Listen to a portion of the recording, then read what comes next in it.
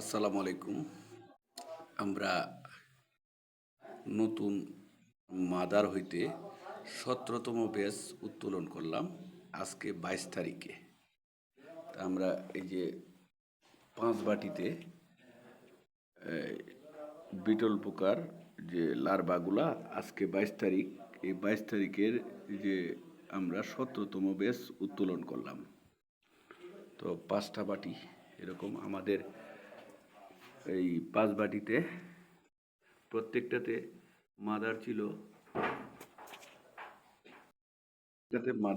৫০ piece করে।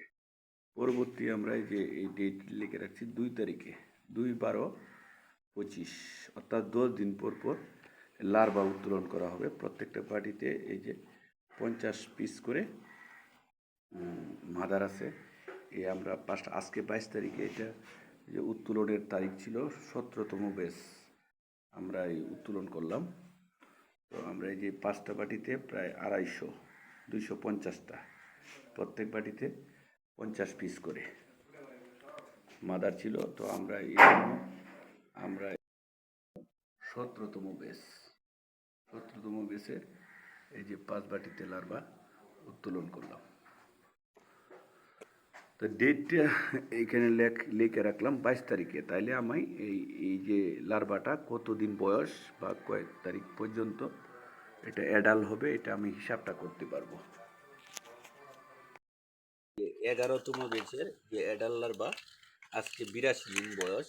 এই ৮২ দিন বয়স থেকে আমরা এই লার্ভাগুলা এখানে মাদার বা ফিউফা করার জন্য আমরা এই যে ওয়ান টাইম যে চাটনির কাপ, এই চাটনির কাপগুলা ছিদ্র করছি করে এইগুলাতে আমরা প্রত্যেকটাতে একটা করে এই অ্যাডাল্ট লার্ভা এই রাখতেছি।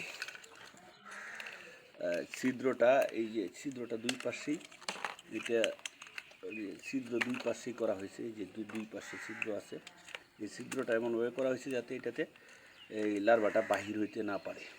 তো এরকম আমরা এই যে এখানে কাপগুলা ছিদ্র করা কাপগুলা ওইটাতে যে ছিদ্র করে এই যে বহলে এরকম গামলাতে রাখছি। এখন আমরা এইগুলা তো প্রত্যেকটাতে অ্যাডাল্ট লার্ভা ঢুকাচ্ছি। অ্যাডাল্ট লার্ভা ঢুকানোর ক্ষেত্রে সতর্ক থাকতে হবে। আমরা এরকম চালন দিয়া লার্ভাটাকে সেঁকে নিচ্ছি, কারণ এই লার্ভাতে যাতে কোনো প্রকারের খাবার না থাকে, ফিট বা ভুসি যাতে না থাকে। তো এই ভুসি এটাতে যাতে না থাকে, কারণ এই ভুসি অবস্থায় এই যে ওয়ান টাইম কাপে ঢুকানো যাবে না, খাবার সহ ঢুকানো যাবে না। ঢুকাইলে লার্ভা হইতে দেরি হবে। যে এখন এটাতে একটা খাবার নাই। এখন এইখান থেকে ওয়ান টাইম এই যে চাটনির কাপগুলো এইখানে কাপের যে মাথাগুলো এইভাবে করে ঢুকানো হচ্ছে। প্রত্যেকটা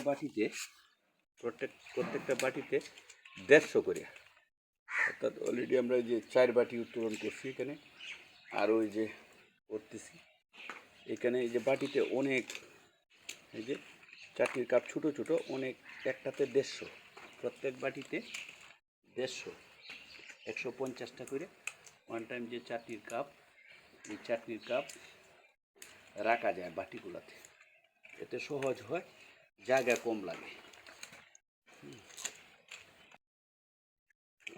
যে লার্ভাতে যে ইয়াগুলা ছিল, বুশিগুলো ছিল, এই যে বুশিগুলো একদম এই যে পাউডার হয়ে গেছে। এই বুশিগুলো আমরা আবার এখন পুকুরে মাছকে খাওয়ার জন্য দিয়ে দিব। এই যে এই একটা কৌটোর মধ্যে বা একটা জায়গায় সংরক্ষণ করে পরবর্তীতে এটা সার হিসাবে বিভিন্ন গাছের গোড়ায় অথবা ইয়াতে দিলে এটা ভালো হবে, কারণ এটাতে এই যে পাউডারগুলো হয়ে গেছে, এটাতে খাবার প্লাস এটাতে বিটলের যে অতিরিক্ত মল বা এগুলো বিষটা এগুলোও আছে এখানে।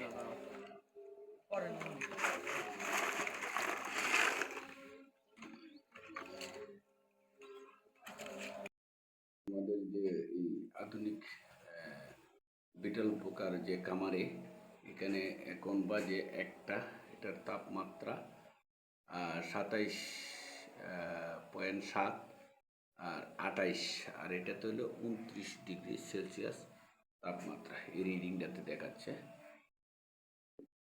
যে আমরা দুইটা পাশাপাশি দুইটা রাখছি, একটাতে রিডিং ভুল হলে পরবর্তী এই যে এটাতে 29.4 28.8, এবার হচ্ছে 29 ডিগ্রি সেলসিয়াস তাপমাত্রা, এটাতেও 30 ডিগ্রি শো করতেছে, 1 ডিগ্রি আপ ডাউন হয়।